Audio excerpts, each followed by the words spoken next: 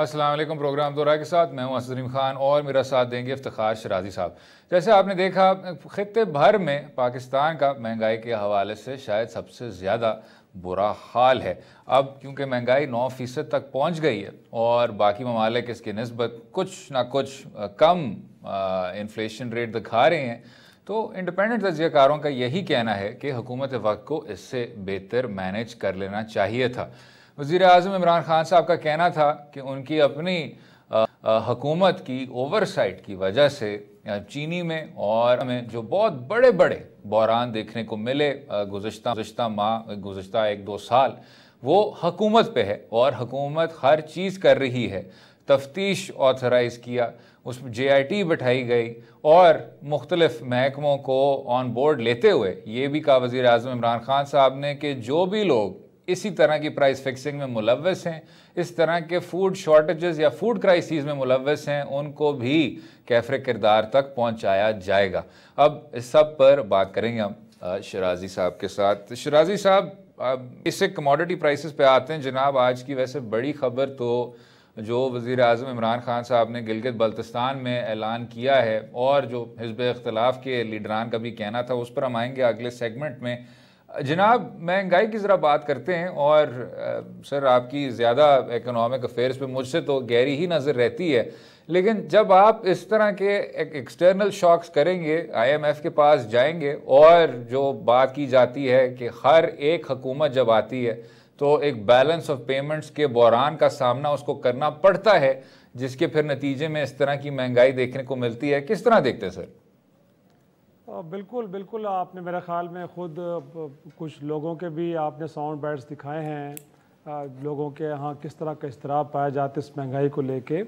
लेकिन मैं समझता हूँ कि जहाँ पे आप माजी में भी हमने IMF के प्रोग्राम्स लिए हैं और अब भी लिए हैं, लेकिन उसके साथ साथ हमें कुछ अपना जो लोकल अरेंजमेंट्स हैं उनको ठीक करना पड़ता है, तब जाके हम इस तरह की महंगाई से बच पाते हैं।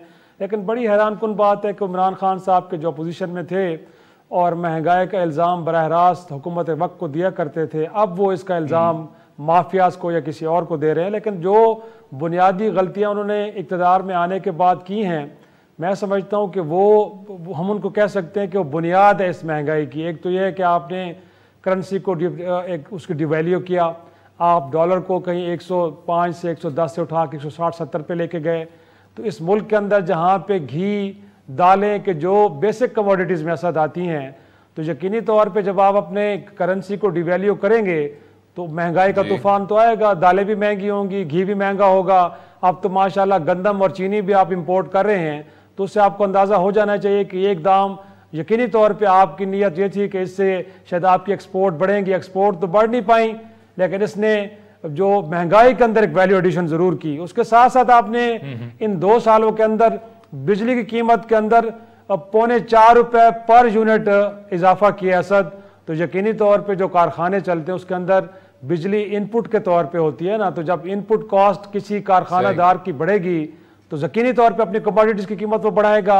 अच्छा, गैस के मामले पे भी आपने ये किया और आप बड़े हैरान होंगे असद कि 334% इजाफा हुआ है। 334% इन 2 बरसों में आपने इजाफा किया है गैस की कीमतों में। अगेन, गैस भी एज ए इनपुट कमोडिटी के तौर पे यूज़ होती है। जब वो होगी तो जाहिर सी बात उसके नतीजे में जो कमोडिटीज़ बनेगी उनकी कीमतें कहीं आपको ऊपर नज़र आएंगी। तो ये 3-4 बुनियादी वजूहात हैं जिनकी बुनियाद पर, बिल्कुल आपने ठीक कहा कि IMF प्रोग्राम में भी आप जो गए हैं उस प्रोग्राम के भी तकाजे ये हैं। और इस वक्त आपको ये पता होगा कि वो प्रोग्राम इस वक्त तातुल का शिकार है। IMF ने उस प्रोग्राम को वक्ती तौर पे बंद कर दिया है, क्योंकि उसके पीछे वो जो डिमांड है वो डिमांड है कि आप इन्फ्लेशन को और ऊपर लेके जाएं। गोया कि वो भी एक आपके लिए बहुत कड़वा घूंट है। अगर वो भी आप भरते हैं तो फिर लोगों की जिस वक्त चीखें निकल रही हैं, पता नहीं उसके बाद फिर क्या होगा। लेकिन मैं समझता हूं कि महंगाई को जो आर्टिफिशियल है, जिसके अंदर माफियाज का भी रोल है, होर्डिंग का बहुत बड़ा किरदार है असद। इस मुल्क के अंदर जखीरा अंदोजी बड़े अरसे से वो लोग कर रहे हैं जो कारोबारी हजरात हैं, और इसको अभी तक हुकूमत इस कार्टल को नहीं तोड़ पाई, अगरचे आपने दावे जरूर किए हैं। अब मैं सिर्फ आपको एक मिसाल देता हूं, जो शुगर माफिया की बार बार बात होती है। इस मुल्क के अंदर वो शुगर इंडस्ट्री को जो सब्सिडीज लेके चीनी इजाफी एक्सपोर्ट कर रही थी, पाकिस्तान की जरूरत से इजाफी बाहर जा रही थी, अब यूटिलिटी स्टोर्स ने अगस्त से लेके सितंबर तक असद 4 टेंडर जारी किए हैं। 105,000 मेट्रिक टन चीनी की खरीद के लिए टेंडर दिए गए हैं, लेकिन 2 टेंडर तो मनसूख करने पड़े कि कोई भी एक शुगर मिल ने उसके अंदर इंटरेस्ट शो नहीं किया चीनी फरोख्त करने के लिए। और 105,000 मेट्रिक टन में से सिर्फ 4,000 मेट्रिक टन चीनी खरीदी गई है और हालत ये है। जी जी। और शराजी साहब, ये सब कुछ हो चुका है। कितनी बार हुआ है कि आपकी जो शुगर इंडस्ट्री है वो सारी मार्केट को गेम कर चुके हैं। उसके बाद हुकूमत वक्त नैब की तरफ हाथ बढ़ाती थी, कंपटीशन कमीशन को कहती थी कि जी इनको ज़रा टेक दम टू टास्क, लेकिन जो कुछ 2006 में हुआ, एक बार फिर 2019 में हुआ और आखिर में वही लोग माफिया माफिया कहते रह गए।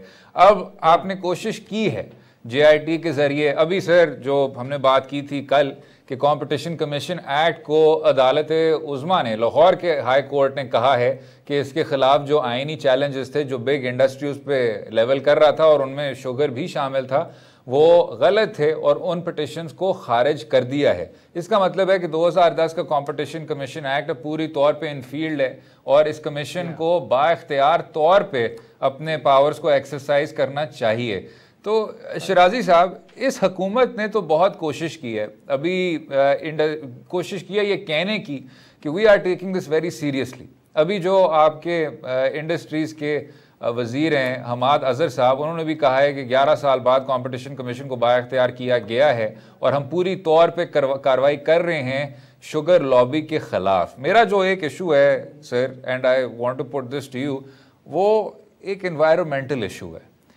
आप जितने भी एम्पेरिकल स्टडीज़ को उठा लें वो सब का सब आपको ये बताती हैं कि पंजाब में इस तरह का क्रॉप तो लगना चाहिए ही नहीं है।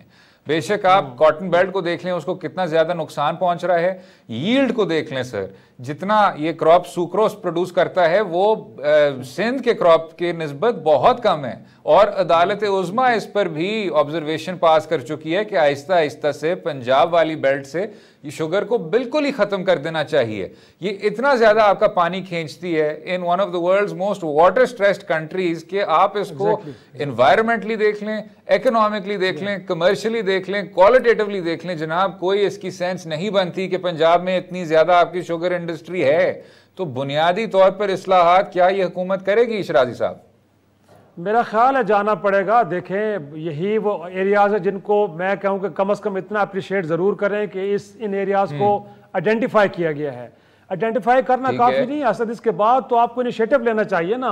कंपटीशन कमीशन को आपने एक इंडिपेंडेंट इदारा दोबारा से बना दिया है, उसकी इंक्वायरी आ गई तो मैं कहता हूँ कि दिन भर में दर्जनों जो हमारे मिनिस्टर साहिबान मुख्तलिफ किस्म के स्टेटमेंट्स देते हैं, एक स्टेटमेंट ये भी आनी चाहिए कि कंपटीशन कमीशन आपने जो एक रिपोर्ट अपनी इन्वेस्टिगेशन की जारी की है, अब उसके ऊपर इंप्लीमेंटेशन होनी चाहिए। इन शुगर माफिया से जुड़े लोगों को आप नोटिस जारी करें, इनको समन करें, इनको बुलाएं, इनके ऊपर जो एलिगेशन है उनके खिलाफ अपनी क्लैरिफिकेशन दे, वरना जो आपके मुख्तलिफ आर्टिकल्स जो आपको अलाउ करते उसके तहत कार्रवाई होनी चाहिए। तो देर नहीं होनी चाहिए। अगर आपने एक इनिशिएटिव ले लिया है तो उसको करें। और फिर लॉ मेकिंग के हवाले से बिल्कुल आप ठीक कह रहे हैं कि पंजाब की इन्वायरमेंट शुगर केन के लिए कंडूसिव नहीं है, रादर ये हमारे लिए हार्मफुल है, तो खुदा का वास्ता कानून साजी करें ना भाई। ये कानून साजी करने में क्या प्रॉब्लम आपको हो रही? कोई तरजीहात तो तय करें ना। और साथ में अब कितना आपने देखें, महंगाई को कंट्रोल करना प्रोविंशियल सब्जेक्ट भी है असद।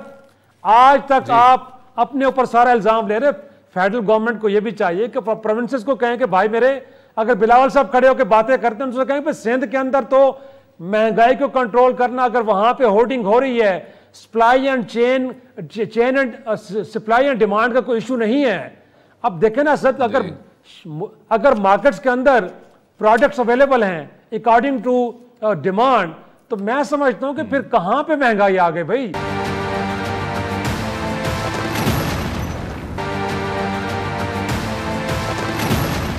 ये तवक्को आपकी किससे है शराजी साहब? पीपल्स पार्टी की क़यादत से या ओमनी ग्रुप के शुगर मिल से? इनमें ज़रा तफरीक करना आई नो मुश्किल होता है, लेकिन आपकी है एक्सपेक्टेशन इन गवर्नमेंट से? नहीं तो मेरा ख्याल में उनको, अगर हम बात करते रिस्पॉन्सिबिलिटीज़ की, तो फिर आपको लेनी पड़ेगी ना। क्यों आप खड़े होकर जलसों में सिर्फ इमरान खान को ब्लेम कर रहे कि महंगाई होगी महंगाई होगी? भाई जो मसनूई महंगाई है इसको कंट्रोल करना प्रोविंसेस की जिम्मेदारी है, लेकिन मैं उस पर आना चाहता हूँ शिराजी साहब, मैं उस पर भी आना चाहता हूँ। अब आपने इतनी हाई पावर्ड जो वाजिद ज़िया साहब हैं, जो हमेशा बहुत ही कॉम्पिटेंट कार्रवाई दिखाते हैं, उनको आपने इंचार्ज बनाया शुगर इंक्वायरी कमीशन का, और उसकी जब रिपोर्ट आई जो डिटेल्ड रिपोर्ट थी, तफसील में वो गए थे, तो उसमें जनाब काबीना के बहुत अहम वज़रा थे, उनके नाम ले लेके उस शुगर इंक्वायरी कमीशन रिपोर्ट ने कहा कि उनकी जो बातें थीं या उन्होंने जो जवाबात आगे पेश किए वो मुतमईन हम मुतमईन नहीं हो पाए, वो तसल्ली बख्श जवाबात नहीं थे। लेकिन क्या उन वज़रा के खिलाफ कोई एक्शन हुई या उनको बस एक दो के बस पोर्टफोलियो ट्रांसफ़र कर दिए? जो आपके मिनिस्टर फॉर फूड थे उनका नाम लिया गया था, जो आपके ये केन कमिश्नर के इंचार्ज थे उस पूरे डिपार्टमेंट के, जो तब आपके एडवाइज़र थे, उनका नाम लिया गया था। तो क्या बनेगा सर इन सब का? बस बात तो असद ये है ना कि आप वजीर आला साहब का नाम लिया था। एक्सपेक्टेशंस डेफिनेटली, वो तो सब्सिडी के हवाले से उनका नाम आ रहा है कि जब मरकज मना कर रहा है तो फिर पंजाब गवर्नमेंट ने किसके कहने पे दे दी, किस तरह डिसीव हो गए लोग जी। तो जाहिर सी बात है सवाल बहुत ज़्यादा हैं, लेकिन मैं समझता हूँ कि कुछ थोड़ी सी खान साहब की मजबूरियों को, उनके मसाइल को भी समझें। तब्दीली का अमल अगरचे शुरू हुआ है लेकिन 180 का शिफ्ट नहीं हो सकता सर, इतने जल्दी नहीं है। अगर करेंगे तो यकीन जानिएगा कि उनके इर्द गिर्द भी बहुत सारे लोग ऐसे हैं कि जो पहले स्टेटस को का हिस्सा रहे हैं और उसके बेनिफिशरी रहे हैं। और जैसे आप कह रहे हैं, बिल्कुल ठीक कह रहे हैं कि जो 25-27 अरब रुपए की सब्सिडी दी गई थी उसमें से यकीनी तौर पे बहुत सारी सब्सिडी किस वजह से दी शिराजी साहब? भाई यकीनी तौर पे उसके बेनिफिशरी थे तो तभी दी गई है ना। देखें इसके बावजूद कि खान साहब का विजडम ये कहता था कि भाई लोगों की जेबों से पैसे निकाल के सेठों को नहीं देने चाहिए। अगर इजाफी चीनी प्रोड्यूस की गई है तो इस मुल्क के अंदर बिके, बाहर बेचने के लिए पैसे आम आदमी क्यों दे रहे, टैक्स पेयर्स मनी को क्यों यूज किया जाए सब्सिडी के लिए। लेकिन उसके बावजूद उन्हीं के साथ बैठे हुए लोगों ने उसको मेक श्योर किया, वो सब्सिडी दी गई और उनके बेनिफिट्स उन लोगों ने भी लिए हैं, इसमें कोई शक नहीं है। और अगर एक टेक अवे है सर, अगर इस पूरी रिपोर्ट का एक टेक अवे है वो यही है कि जब इन सब ने इस चीज़ को असेस किया ग्रोथ के हवाले से, डेवलपमेंट के हवाले से, एक्सपोर्ट के हवाले से, तो वाजिद ज़िया साहब की शुगर इंक्वायरी कमीशन का ओवरआर्चिंग कंक्लूजन ये था कि ये एक नेट नेगेटिव है पाकिस्तान की मईशत के लिए, पाकिस्तान की इंडस्ट्री के लिए। ये मनफी चीज़ है। इसमें अगर आप सब्सिडी को देखें, टैक्स पेयर के पैसे को देखें, हुकूमत के जो उस पर वो सपोर्ट प्राइसेस हैं, उन सब को आप अगर कंबाइन करेंगे तो इसका मतलब ये है कि आम शहरी को नुकसान हो रहा है, इस इंडस्ट्री से फ़ायदा नहीं। तो बिल्कुल आप दुरुस्त फरमा रहे हैं शिराजी साहब कि बुनियादी तौर पर रिफॉर्म करना होगा। सही, बिल्कुल। इस मुल्क में सारे काम बड़े अजीबो गरीब हुए हैं ना। अब देखें ना कि जिस मुल्क के अंदर शुगर की जितनी रिक्वायरमेंट है उससे ज़्यादा शुगर मिलें लगी हुई हैं, फिर उनको भी आपने कहा है कि अगर आप एक्सेस प्रोड्यूस करते हैं शुगर तो हम आपको पैसे देंगे, जो आपका जो प्रोडक्शन कास्ट है वो हम पे करेंगे और आप सस्ती चीनी इंडिया में भेजें, थाईलैंड में भेजें, अमेरिका भेजें, जहां भेजें, वो उसके लिए फैसिलिटेशन इस रियासत पाकिस्तान के आम शहरी देंगे जो पहले बुरे हाल में है। इसी तरह जो आपने बिजली के मनसूबों के मुआहदे किए हैं, बात कहीं और निकल गई है, लेकिन हालत यह है असद कि जो आपने एग्रीमेंट किए हुए हैं, आपने ये कहा हुआ है कि जब इस मुल्क के अंदर रिक्वायरमेंट कम होगी लेकिन हम आपको जो आपकी प्रोडक्शन कैपेसिटी उसके अगेंस्ट हम आपको पे करते रहेंगे। भले आपकी प्रोडक्शन कैपेसिटी 10,000 मेगावाट है, लेकिन अगर आप 3,000 मेगावाट पैदा कर रहे हैं, जो डिफरेंस है 7,000 मेगावाट का, वो government of Pakistan tax payers money से आपको पे करेगी।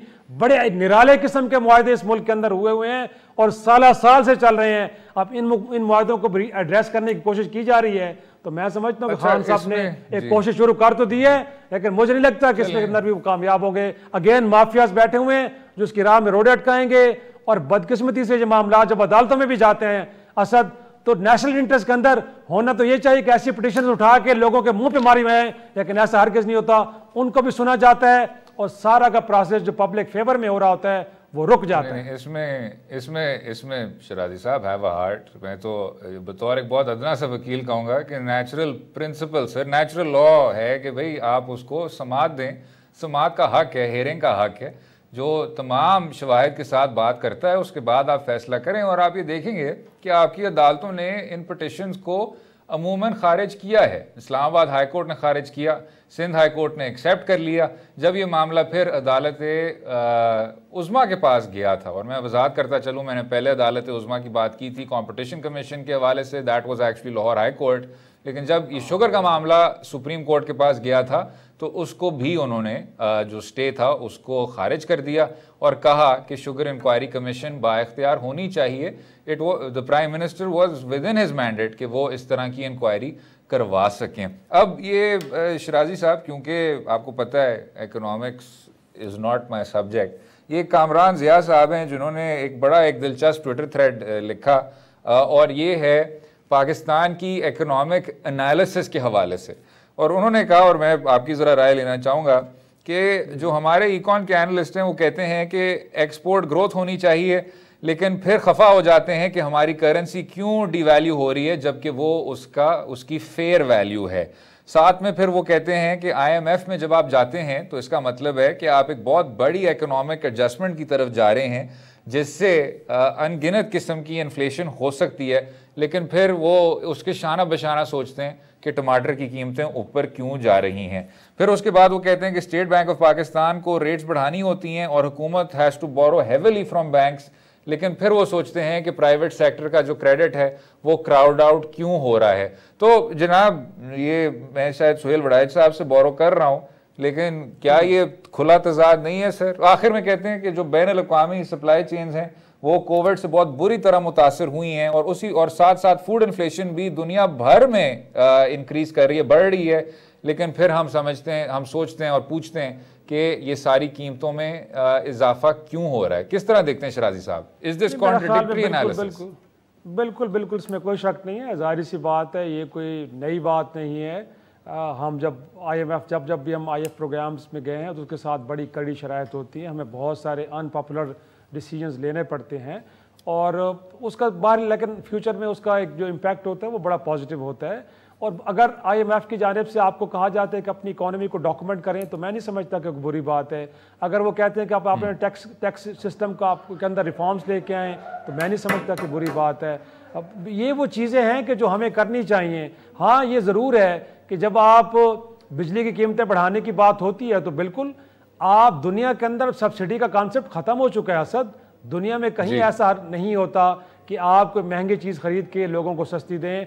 अब तो उन मुल्कों की इकॉनमी भी ये अफोर्ड नहीं कर सकती कि जिनके रिजर्व शायद बहुत बड़े हैं, जिनकी एक्सपोर्ट्स बहुत अच्छी हैं, जिनकी जो बैलेंस है उनकी फेवर में है, वहाँ पे भी इस तरह के जो इसको हम अयाशी कहते हैं, इस तरह का वो भी अफोर्ड नहीं कर सकती। तो हमें इन चीज़ों को ज़रूर देखना चाहिए, लेकिन मुल्क के अंदर जो बाकी चीज़ें उनको भी ज़रूर हमें एड्रेस करना चाहिए। बिलखुसूस जो कार्टेल्स हैं उनको, होर्डिंग का जो बहुत बड़ा फैक्टर है उसको हमें देखना पड़ेगा। ये भी वो चीज़ें हैं कि जो मुल्क के अंदर एक मसनूई महंगाई को लेके आते हैं। बीच में मिडल मैन का जो एक रोल है, हम कहते हैं कि जो चीज़ खेतों में या कारखानों में प्रोड्यूस होती है, शायद उसकी जो कीमत है उस कीमत के अंदर जो मिडल मैन ऐड करता है, उस मिडल मैन के किरदार को आपने ज़ीरो पे लेके आना था। और ये पिछले कई दहाइयों से इसके ऊपर बात ज़रूर हो रही है, लेकिन अभी तक मिडल मैन का जो किरदार है वो अभी तक मौजूद है और बड़ी भरपूर तरीके से मौजूद है। यही वजह है कि एक आर्टिफिशियल महंगाई हमें नजर आती है, हम उसको ठीक नहीं कर पाते। तो ये वो एरियाज है जिनको हम अगर फोकस करके ठीक कर लें तो IMF प्रोग्राम हो, जो कुछ और चीज़ें हों, या करेंसी को आपने डिवैल्यू करना हो, उसका इम्पैक्ट आएगा, लेकिन इतना बड़ा नहीं होगा जितना इस वक्त नजर आ रहा है। ठीक। और जनाब, आखिर IMF के शिकंजे से निकलने के लिए भी कोई लाए अमल अब तय करें। इसी पर वक्फा लेंगे, वक्फे के बाद बात करेंगे जो गिलगित बल्तिस्तान में वज़ीर आज़म ने बात की है कि एक प्रोविजनल हैसियत से गिलगित बल्तिस्तान को सूबे में तब्दील किया जाएगा। रहिएगा हमारे साथ।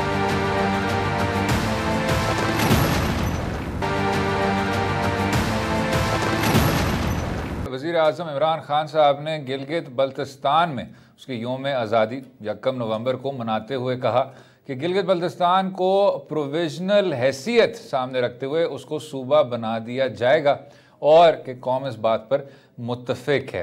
अब याद रहे कि आर्टिकल 1 जो आईन पाकिस्तान का आर्टिकल 1 है वो यही कहता है कि पंजाब, खैबर पख्तूनख्वा, बलूचिस्तान और सिंध पाकिस्तान के 4 सूबे हैं और कोई ऐसी खसूसी टेरिटरी जो बाद में सूबा बनना चाहे या सूबा बन सकती है। अब शराजी साहब, ये आप जानते हैं बहुत बड़ी खबर है। इससे पहले एक हद तक लीक हो गई जब आपके अपोजिशन लीडरान ने कहा कि तमाम अपोजिशन लीडर्स जब बात कर रहे थे मिलिट्री लीडरशिप के साथ, तो जो मौजू था वो यही था कि गिलगित बल्तिस्तान की प्रोविजनल स्टेटस पे एक सूबा बना दिया जाए। किस तरह देखते हैं जनाब? मेरा ख्याल है अगरचे वक्ती तकाजे हैं और जिस तरह की बातें की जा रही हैं उसके पीछे एक पूरा बैकग्राउंड है। और आपको मालूम होगा कि जब हम इससे पहले कबायली इलाकों को भी मेन स्ट्रीमिंग कर रहे थे उनकी, उसके पीछे भी एक कुछ इसी तरह के मुहर्रिकात थे कि हमें लग रहा था कि शायद इन इलाकों के अंदर एक इस तरह की अफरा तफरी इंतशार की कैफियत पैदा की जाएगी और खुदा न खास्ता इन इलाकों को पाकिस्तान से अलग करने की कोई कोशिश होगी।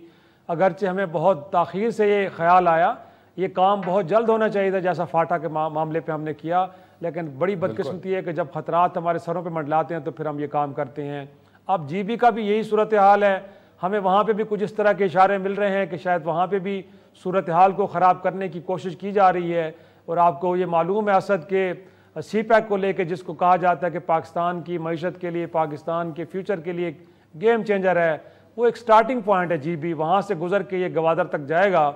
और कहा यह जा रहा है कि मेरा नहीं, पाकिस्तान की रियासत का, हुकूमत का बयानिया है कि कुछ एक्सटर्नल फोर्सेस वहाँ पे इस तरह का कुछ मनसूबाबंदी कर रही हैं कि वहाँ पे भी सूरत हाल को ख़राब किया जाए और वहाँ के लोगों को भी पाकिस्तान से मुतनफ़िर किया जाए।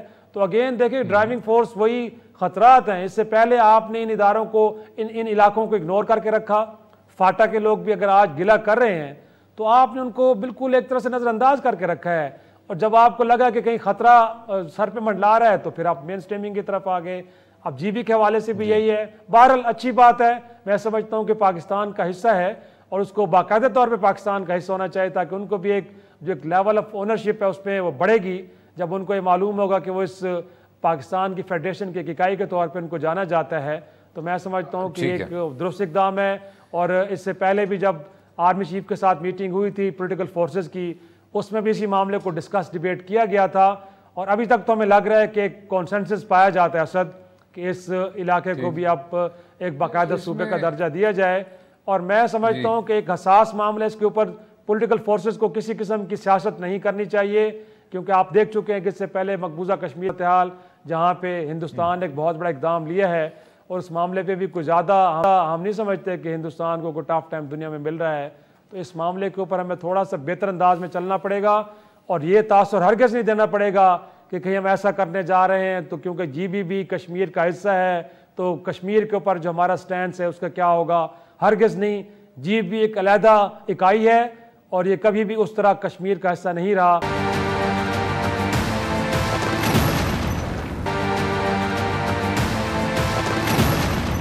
जब खैबर पख्तूनख्वा और फाटा के इंज़माम की बात होती थी तो मौलाना फजलुर रहमान साहब और अचकज़ई साहब का उसमें बहुत ही एक मरकज़ी किरदार था उस कानून साजी की ताख़ीर में।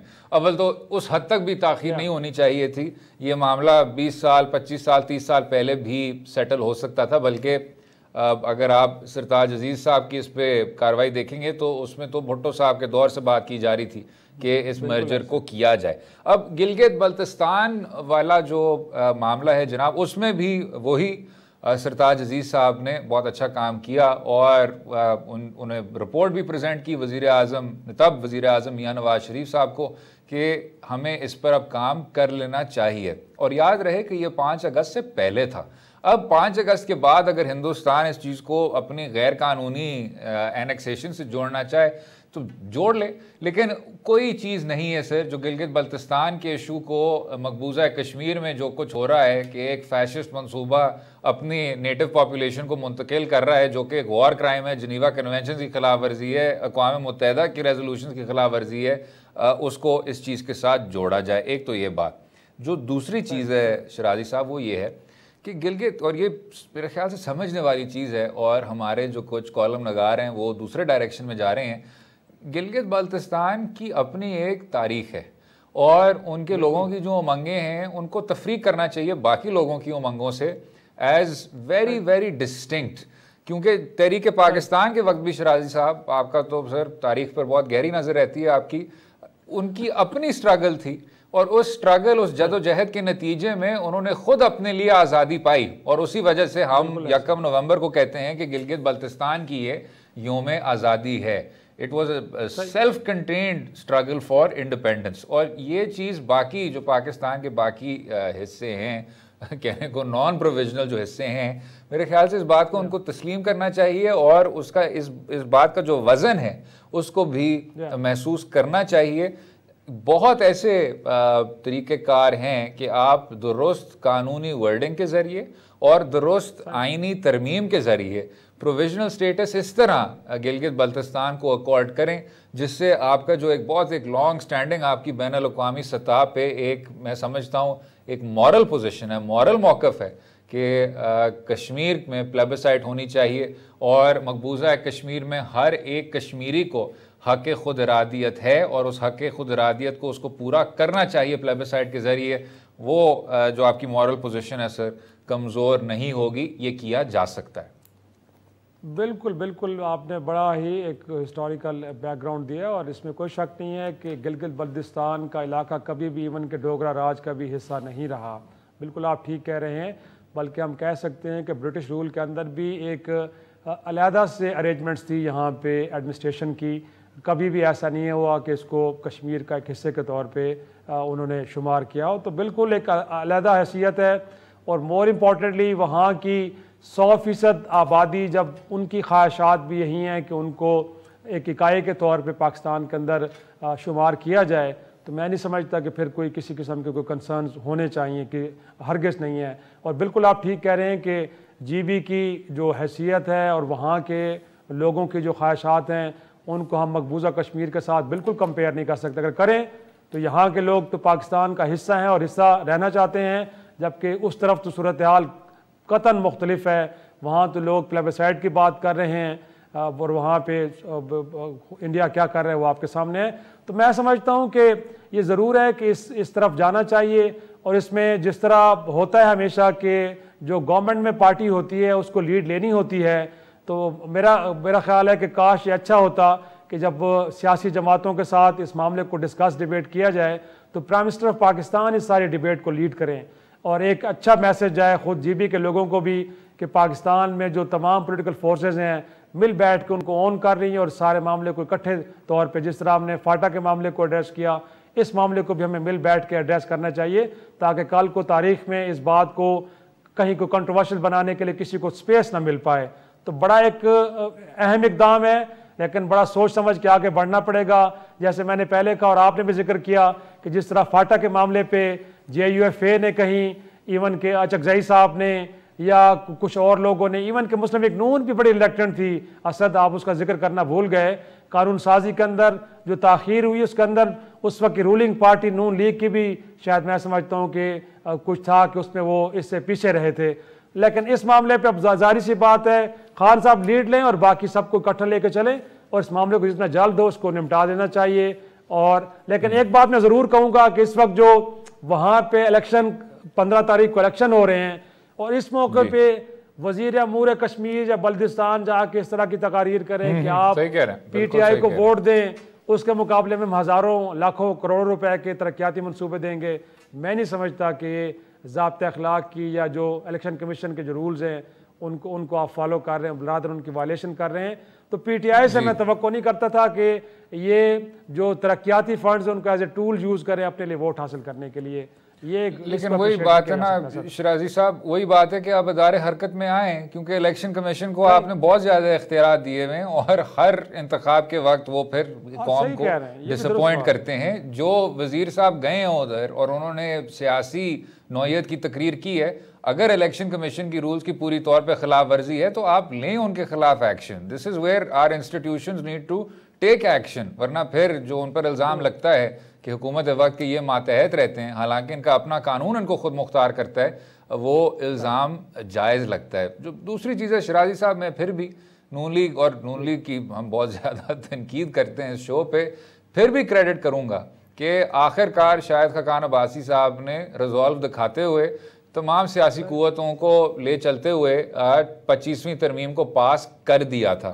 एक ऐसी चीज़ जो मियाँ नवाज शरीफ साहब के वक्त ऐसे लग रहा था कि होने को नहीं जाएगा, क्योंकि फजलुर रहमान साहब और अचकज़ई साहब की जो बात होती थी वो उन पर कुछ ज़्यादा हावी हो जाती थी। इसमें PTI का भी बहुत मुस्बत रोल रहा। खैबर पख्तूनख्वा असेंबली में ये पास हुआ तो मरकज़ में जाके इस तरह की बात बनी। मैं चाहूँगा सर कि गिलगित बल्तिस्तान के प्रोविजनल स्टेटस के हवाले से भी इसी तरह हमारी सियासी क़ुव्वतें इस पॉइंट पर यकजहत हों और नून लीग और पाकिस्तान तहरीक इंसाफ उसी तरह का ताउन दिखाए जो कि उन्होंने 25वीं तरमीम के पैसेज के आखिरी कुछ दिनों में दिखाया था।